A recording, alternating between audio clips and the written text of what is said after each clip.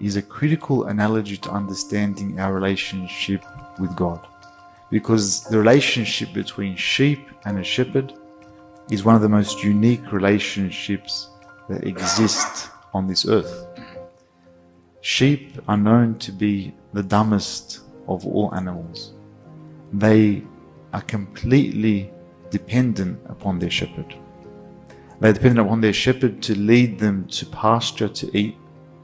They are dependent on their shepherd to lead them to water. Not just any water. Sheep are actually afraid of moving water. So the shepherd must take them to still waters. And that's why King David says, "You lead me to still waters to drink." The sheep cannot defend themselves against any predator.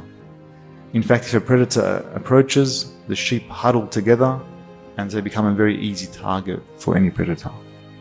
Sheep get easily lost. They eat while their head's down in the grass and the pasture, and they wander off and get lost. They can't do anything without their shepherd.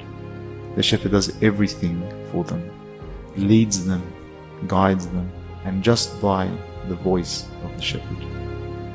And so our Lord comes and says to us, in addition to all the different ways I've had a relationship with you, I now present this method to you, which is that I am the guide of your life. Without me, you cannot even live. I'm everything to you. And then he comes and says that I am the door of the sheepfold. I'm the door. What's the significance of the shepherd as the door? You know what used to happen in early times in Israel is that the sheep pen would be a collection of stones that would make a boundary, that would make a fence. So the sheep would go in and they wouldn't leave. But how would you close the opening once the sheep have entered? What's the door that would close this opening? What used to happen is the shepherd himself would lie down across the opening, and he would be the door. The sheep could not go out anymore. And so Christ is saying that I am the door. I am the one that lays down my life. He lays it down across so that they cannot leave and no predator can enter. Unless you don't enter by the door, there is no life. And this is a very significant point that our Lord is sharing with us, that He lays down His life, and through His life we enter. Through His life we have life. There is no other way.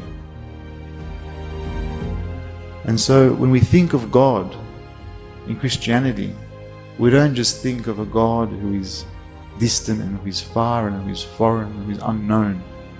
He is all of those things, but at the same time, He is so personal. He's a friend, He's a lover, He's a bridegroom, He's a father, He's a shepherd to our life. Everything that we do, we are guided by the Lord, just by His voice. We just belong to Him, we belong to His sheepfold, and we can rest assured He will lead us to green pasture. He will lead us to the still waters.